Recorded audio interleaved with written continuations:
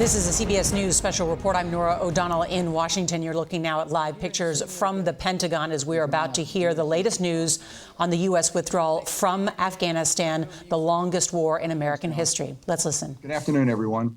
I'm here to announce the completion of our withdrawal from Afghanistan and the end of the military mission to evacuate American citizens, third country nationals, and vulnerable Afghans.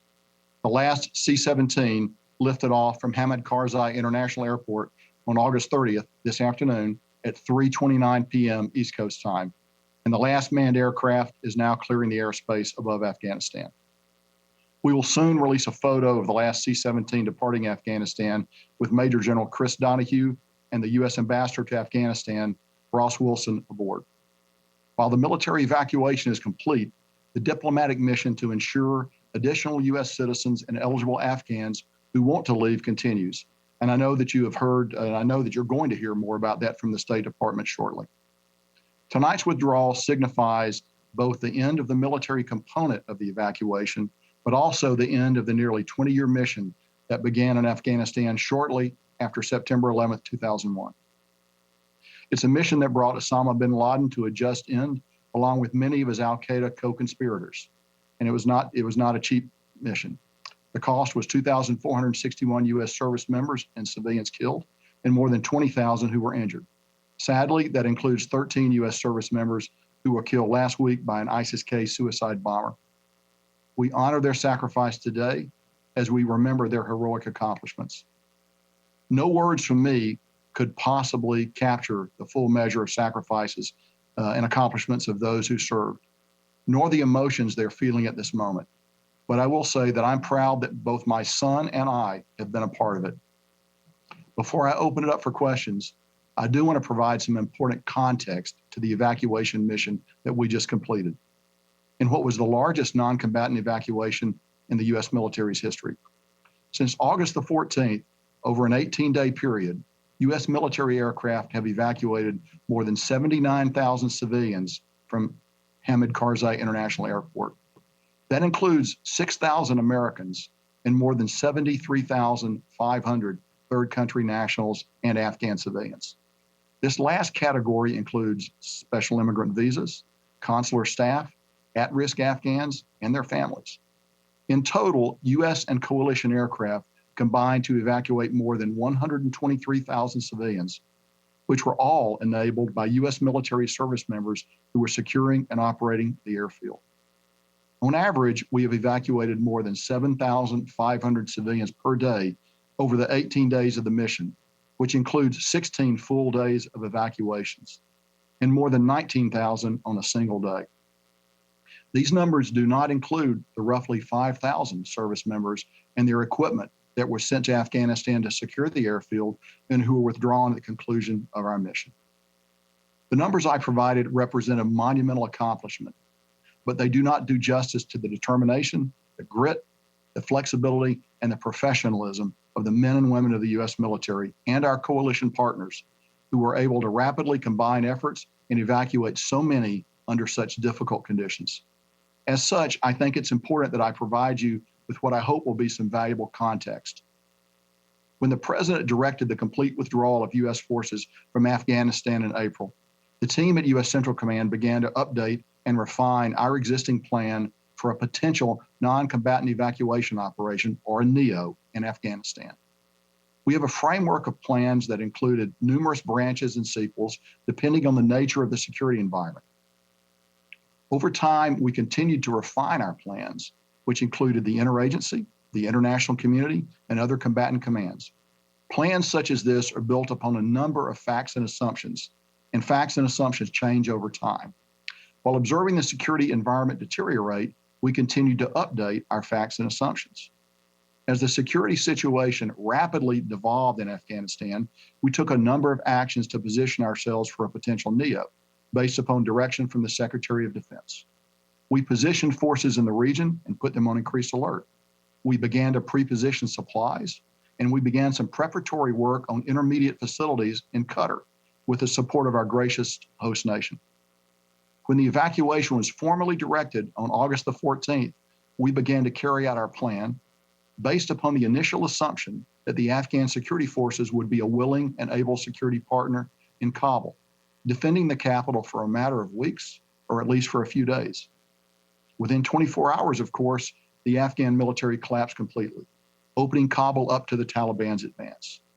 On August the 15th, in a meeting with Taliban senior leadership in Doha, I delivered a message on behalf of the president that our mission in Kabul was now the evacuation of Americans and our partners, that we would not tolerate interference, and that we would forcefully defend our forces and the evacuees if necessary.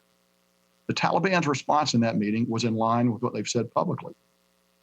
While they stated their intent to enter and occupy Kabul, they also offered to work with us on a deconfliction mechanism to prevent miscalculation while our forces operated in close quarters. Finally, they promised not to interfere with our withdrawal. It's important to understand that within 48 hours of the NEO execution order, the facts on the ground had changed significantly. We had gone from cooperating on security with a longtime partner and ally to initiating a pragmatic relationship of necessity with a longtime enemy. Into that environment, Rear Admiral Pete Vaisley and Brigadier General Farrell Sullivan of the Marines, and subsequently Major General Chris Donahue of the Army's 82nd Airborne Division, deployed and employed their forces and did extraordinary work with the leading elements of our reinforcement package to safely close the embassy in one period of darkness, or one evening, to establish a deconfliction mechanism with the Taliban, to establish security at the airport, and to bring in the rest of our reinforcements into the airport. They accomplished this difficult list of tasks within 48 hours of supporting the transfer of the embassy to the airport. I visited Kabul on Tuesday, August the 17th, to see the work being done to establish security firsthand and to observe the transition to the evacuation. I left on a C-17 that brought more than 130 Afghans and American citizens out from Karzai International Airport to Al Udeid Air Base in Qatar. Our men and women on the ground at the airport quickly embraced the dangerous and methodical work of defending the airport while conducting the hand-to-hand screening of more than 120,000 evacuees from 6 different entry points under the airfield. We also conducted 3 separate helicopter extractions of 3 distinct groups of civilians, including at least 185 American citizens, and with our German partners, 21 German citizens. Additionally, U.S. Special Operations Forces reached out to help bring in more than 1,064 American citizens and 2,017 SIVs, or Afghans at risk, and 127 third country nationals, all via phone calls, vectors, and escorting. We have evacuated more than 6,000 U.S. civilians, which we believe represents the vast majority of those who wanted to leave at this time. It would be difficult to overestimate the number of unusual challenges and competing demands that our forces on the ground have successfully overcome. The threat to our forces, particularly from ISIS-K, was very real and tragically resulted in the loss of 13 service members and dozens of Afghan civilians. I've said this before, but I'd like to say it again. We greatly appreciate the contributions of the many coalition partners that stood with us on the ground at Karzai International Airport.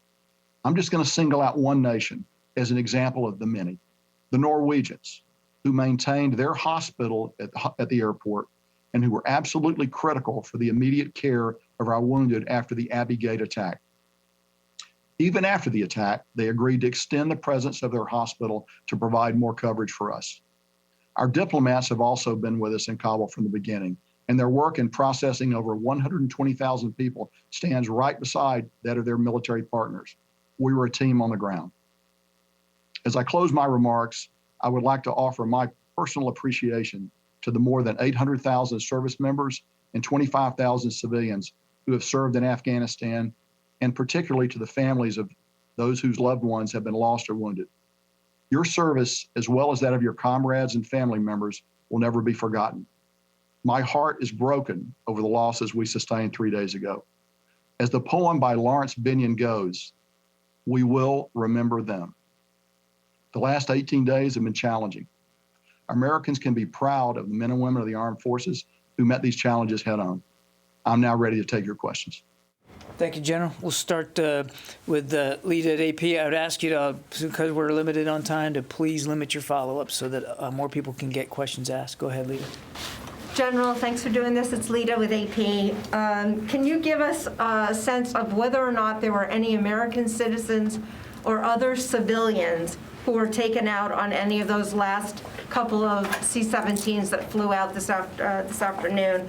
And can you give us a picture of what you saw with equipment and other things getting either destroyed or removed at the airport before they left? Lita, so no American citizens came out on the last, what we call the joint tactical exfiltration, the last 5 jets to leave. We maintained the ability to bring them in up until immediately before departure, but we were not able to bring any Americans out. That activity ended probably about 12 hours before our exit, although we continued the outreach and would have been prepared to bring them on until the very last minute, but none of them made it to the airport and were able to be accommodated. We brought some of it out and we demilitarized some of it. Let me give you an example of something that we demilitarized. You're very much aware, of course, of the rocket attack that occurred yesterday, where 5 rockets were fired at the airfield. Our CRAMs were very effective in engaging the 2 rockets that did fall on the airfield, and we believe they probably kept them from doing more significant damage. We elected to keep those systems in operation up until the very last minute. It's a complex procedure, complex and time-intensive procedure to break down those systems. So we demilitarized those systems so that they'll never be used again. And there was just we felt it was more important to protect our forces than to bring those systems back. We have also demilitarized equipment that we did not bring out of the airport. That included a number of MRAPs, up to 70 MRAPs that we demilitarized and will never be used again by anyone. 27 Humvees, the little tactical vehicle that will never be driven again. Additionally, on the ramp at HKIA are a total of 73 aircraft. Those aircraft will never fly again when we left. They'll never be able to be operated by anyone. Most of them were non-mission capable to begin with, but certainly they'll never be able to be flown again. Thank you. David? General David Martin with CBS. Was there any attempt to interfere with the final flights out, either by the Taliban or by ISIS or any other group? And at the end, did Americans just vacate the premises, or did they turn it over to the Taliban? Oh, we know that ISIS-K has worked very, very hard to strike us and to continue to strike us. We feel that the strike we took yesterday in Kabul actually was very disruptive to their attack plans and threw them off stride. And I think that was one of the significant reasons why they were not able to organize themselves and get after us as we conducted the final withdrawal. I will tell you, the Taliban have been very pragmatic and very businesslike as we have approached this withdrawal. We did not turn it over to the Taliban. General Donahue, one of the last things he did before leaving was talk to the Taliban commander that he had been coordinating with as soon as about the time we were going to leave, just to let them know that we were leaving. But there was no discussion of turning anything over of that at all. Jen? General McKenzie, Jennifer Griffin from Fox News. If I could just have you reflect personally, after 20 years of war, you've served there, you've now watched the last troops leave, you've lost troops in recent days. How did it feel leaving Afghanistan to the very group that you overthrew 20 years ago, the Taliban? Well, as I sort of said in my remarks, as you know, I've been there a couple times. My son's been there a couple times. And it was I was very conflicted, actually. But I would tell you, I was pretty much focused on the task at hand. I'll have days ahead to actually think about that, but there was just so much going on in this headquarters, and we were so completely focused on getting our troops out, and in the days before getting our citizens out and vulnerable Afghans to the best of our ability, that I did not have a lot of time for reflection. I'm sure I will do that in the future, but right now I'm pretty much consumed with the operational task at hand. That's a good question, and I am going to be thinking about that in the days ahead. Your message to Americans and Afghan allies who were left behind? So the military phase of this operation is ended. The diplomatic sequel to that will now begin. And I believe our Department of State is going to work very hard to allow any American citizens that are left, and we think the citizens that were not brought out number in the low, very low hundreds. I believe that we're going to be able to get those people out. I think we're also going to negotiate very hard and very aggressively to get our other Afghan partners out. The military phase is over, but our desire to bring these people out remains as intense as it was before. The weapons have just shifted, if you will, from the military realm to the diplomatic realm, and the Department of State will now take the lead on that. Nancy? Can you clarify just a couple points? Can you tell us how many people are on that final C-17 flight? Can you tell us where that flight is headed? And you mentioned that General Donahue talked to his Taliban, essentially his counterpart. Can you give us any sense of what role the Taliban played from a security perspective to allow the U.S. to safely depart Kabul? Yeah, so I'm not going to be able to answer the first two questions because those operations are still concluding as to where those aircraft are going and the exact disposition of our forces on the aircraft. I can tell you this, though, about what the Taliban has done. They established a firm perimeter outside of the airfield to prevent people from coming on the airfield during our departure. And we've worked that with them for a number of days. They did not have direct knowledge of our time of departure. We chose to keep that very information very restricted, but they were actually very helpful and useful to us as we closed down operations. I want to go to the phones. I haven't done that yet. Dan Lamoth. Hey, thanks for calling on me. General, can you give us a deeper level of detail on what this last day looked like in terms of number of flights, number of people you had on the ground to start with, who might have been on that last plane, particularly senior leaders, and kind of just how this all played out? Thanks. Sure. So let me actually begin with the back end of your question. On the last airplane out was General Chris Donahue, the commander of the 82nd Airborne Division, and my ground force commander there. And he was accompanied by our Charge A, Ambassador Russ Wilson. So they came out together. So the state defense team came out on the last aircraft and were, in fact, the last people to stand on the ground, step on the airplane. So what has happened over the last 12 or 18 hours is, we first of all, we were intent on maintaining the ability to bring out Americans and other Afghans as long as we could. So we kept that capability until just a few hours ago. And we were able to bring out some people earlier in the day, although, as I've noted earlier, we had to cut it off sometime before this operation began. But we were intent on maintaining that capability. We were also intent on maintaining our force protection because of the threats from ISIS were very real, very concerning. And so we did a number of things. We had overwhelming U.S. air power overhead should there have been any challenge to our departure. And again, there was absolutely no question we were not going to be challenged by the Taliban. If we're going to be challenged, it was going to be by ISIS. And I think some of the things we've done yesterday, particularly the strike, and other things we've done have disrupted their ability to conduct that attack planning. But they remain a very lethal force, and I think we would assess that probably there are at least 2,000 hardcore ISIS fighters in Afghanistan now. And of course, many of those come from the prisons that were opened a few days ago. So that number is up and is probably as high as it's ever been in quite a while. And that's going to be a challenge for the Taliban, I believe, in the days ahead. Idris. Thank you, General. Two quick questions. There were about 500 Afghan soldiers who were protecting the perimeter. Did you evacuate them and their families? And secondly, just on the airport, now that you've departed, do you believe it can take on civilian aircraft pretty soon, or will it require some type of repair or expertise? Sure. So to the best of my knowledge, which is actually pretty good, I believe we brought out all the Afghan military forces who were partnered with us to defend the airfield and their family members. So I believe that has been accomplished. We need the airport to be operational, and we need the airport to be operational quickly for civilian traffic.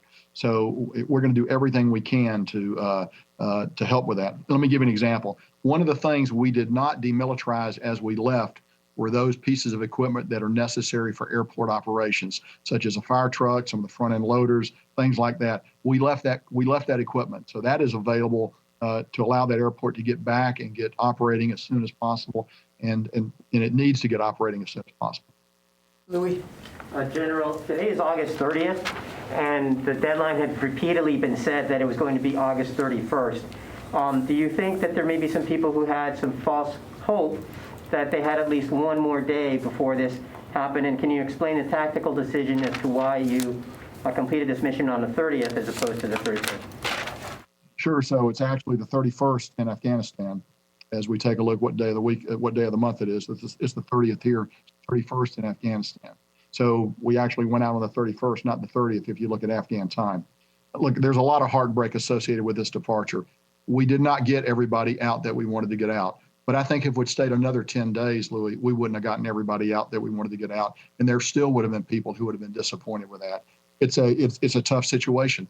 But I want to emphasize again that simply because we have left, that doesn't mean the opportunities for both Americans that are in Afghanistan that want to leave and Afghans who want to leave, they will not be denied that opportunity. I think our Department of State is going to work that very hard in the days and weeks ahead. Courtney? Just one clarification, General McKenzie. It's Courtney Keefe from NBC News. So were there any evacuees left at the airport when the last U.S. military flight left? There were no evacuees left at the airport when the U.S. last flight left, Courtney. Thank you. And then just on the Taliban, you know, you've talked about their pragmatic ways of operating with the U.S. military here. Do you see a role for the U.S. military to have open conversations with the Taliban, even potential coordination going forward, in particular with this growing and now accentuated threat from ISIS? Well, I'll tell you, my dealing with the Taliban and the dealings of my commanders on the ground with the Taliban revolved around our determination to execute this operation and the very flat statement we made to them that if you challenge us, we're going to hurt you. And I think they recognize that. And for their own purposes, this is something they wanted to have happen too. I can't foresee the way future coordination between us would go. I would leave that for some future date. I will simply say that they wanted us out. We wanted to get out with our people and with our friends and partners. And so for that short period of time, our issues, our view of the world was congruent. It was the same. Finally, I do believe the Taliban's going to have their hands full with ISIS-K, and they let a lot of those people out of prisons, and now they're going to be able to reap what they sowed. Tara? Thank you. General McKenzie, Tara Kopp with Defense One. Can you assure the American public that every single U.S. service member is now out of Afghanistan?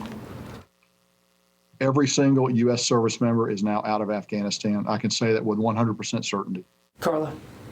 Sir, really quickly, just to clarify, you mentioned 123,000 out of Afghanistan. Earlier this morning, we heard 122. So can we assume that that was 1,000 Afghans that came out in some of these final flights? And then I have a quick follow-up.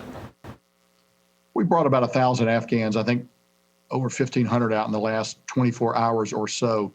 The exact number, I'm sure, is probably, that computation is probably going to change a little bit in the days ahead. I don't think it's going to change much. But yes, we brought a number of Afghans out here at the very end. And then, sir, how would you characterize this evacuation mission? Because on the one hand, 123,000 people got out. On the other hand, of course, you lost 13 Marines. More than 100 Afghans died, and there are still potentially tens of thousands, SIVs, P1s, P2s, and others that wanted to get out that did not get out, as you said. So how would you characterize this mission? Well, first of all, the 11 Marines, the soldier and the sailor that we lost, I will never forget that. That will be with me, and I know every other commander involved for the rest of our lives. We've all lost people before, and it's never an easy thing. You would like to bring out everybody that wanted to come out. We're not able to do that. The situation wouldn't allow it. I think we did a very good job of getting everybody that we could get out, given the unique the challenges of the tactical situation on the ground. The fact that really not all Americans wanted to leave. There are Americans that, for a variety of reasons, want to stay for a while. I think we'll go back and they'll have the opportunity to revisit that and come out if they want. I think it's just important to note that we shouldn't look on this as the end of that engagement about people in Afghanistan. I am confident that engagement is going to continue through a variety of venues, and it won't just be the United States that's going to be engaged on this. I think our international partners are also going to be very engaged on this as well going forward. Yeah, we had two more, I'm afraid. We'll go to the phones again. Jack Detch. Thanks, General McKenzie. I'm kind of curious just how American citizens are going to be expected to get to the airport and what the continuing terror threat will be just in the coming days, and what the evacuation picture is going to look like for them. So I think that the terror threat is going to be very high, and I don't want to minimize that. But I think what we'll do is we will work with the Taliban and work with the next government of Afghanistan, whatever his characterization is going to be, in order to ensure that our citizens are protected and that they have an opportunity to leave. As you know, we still hold a variety of significant leverage over whatever future government exists in Kabul, and I have no doubt that the Department of State will fully exercise that leverage. Okay. Do you have any confidence in their ability to secure the city right now, the Taliban? I think they're going to be challenged to secure the city. I do know this, just speaking purely practically as a professional, they helped us secure the airfield. Not perfectly, but they gave it a very good effort, and it was actually significantly helpful to us, particularly here at the end. Last question for today, Megan. Are there any sorry, this is Megan Myers at Military Times. Are there any U.S. aircraft still doing overflights of Afghanistan, either Kabul or otherwise, looking out for potential threats? So as we have said for quite a while, we always reserve the opportunity to go after, in the CT realm, the counterterrorism realm, Al-Qaeda and ISIS when those targets present themselves. So we will always retain the ability to do that. Okay, that's about all the time we have. General, any concluding thoughts you might want to add? John, it's been a long day, and much longer actually for our forces that are coming out. The operation's gone smoothly so far, and I just look forward to recovering the force completely, getting everybody home. Thank you, General. Thanks for your time. Thank you all. Have a good afternoon.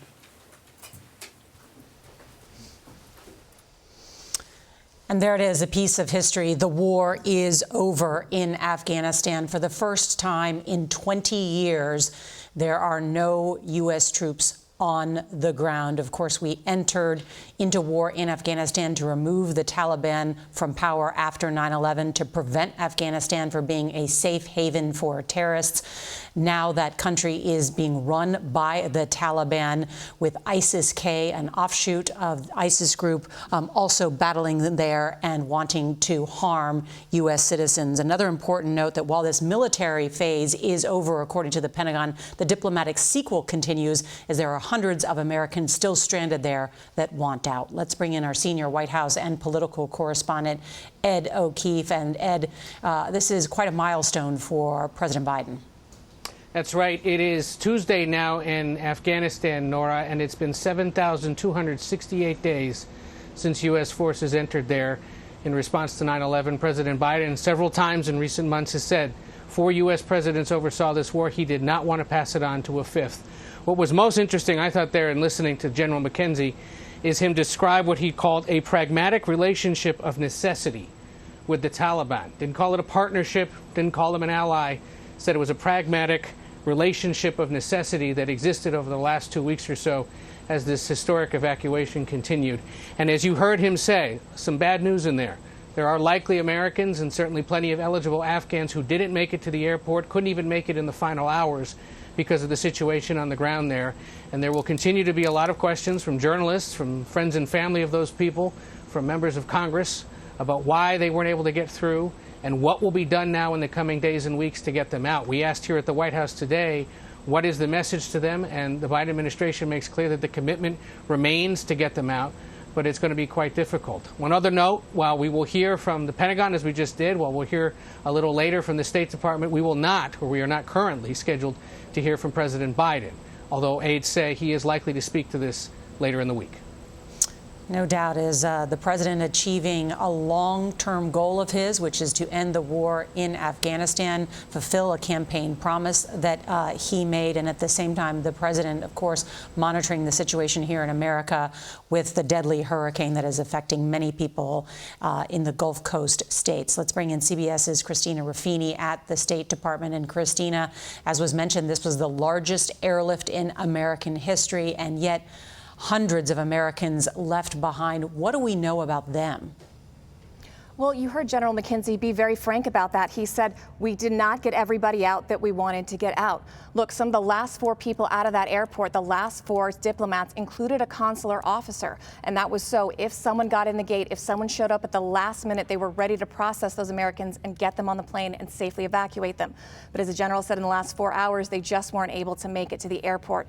And that's something we've heard over and over and over again. Look, families CBS was talking to last night, Americans with blue passports just couldn't navigate the difficulties of Taliban checkpoints, gates that rotated close. And ever since there was the explosion around the gates on Thursday, it has been a really, really highly tense situation. It has been incredibly difficult, not just for Americans, but almost impossible for Afghans and Afghan allies, including those SIVs, those special immigrant visas, to get in the door.